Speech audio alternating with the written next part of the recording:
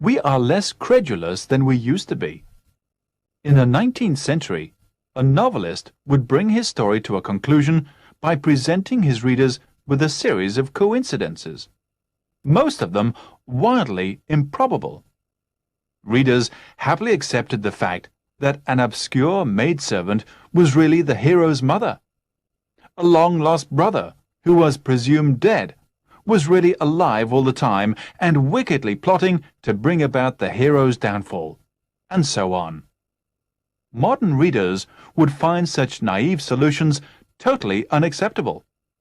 Yet, in real life, circumstances do sometimes conspire to bring about coincidences which anyone but a 19th century novelist would find incredible. When I was a boy, my grandfather told me how a German taxi driver, Franz Bussmann, found a brother who was thought to have been killed 20 years before. While on a walking tour with his wife, he stopped to talk to a workman. After they had gone on, Mrs. Bussmann commented on the workman's close resemblance to her husband, and even suggested that he might be his brother.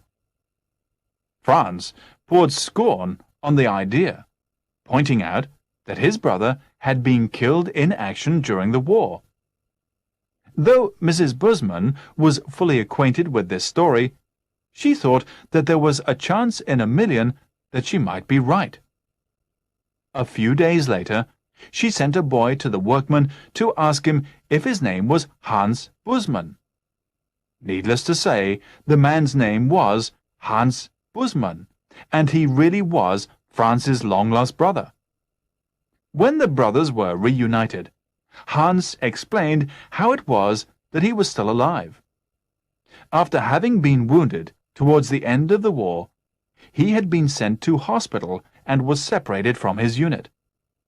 The hospital had been bombed, and Hans had made his way back into Western Germany on foot. Meanwhile, his unit was lost, and all records of him had been destroyed.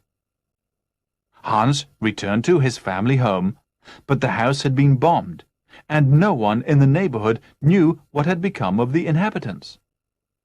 Assuming that his family had been killed during an air raid, Hans settled down in a village 50 miles away, where he had remained ever since.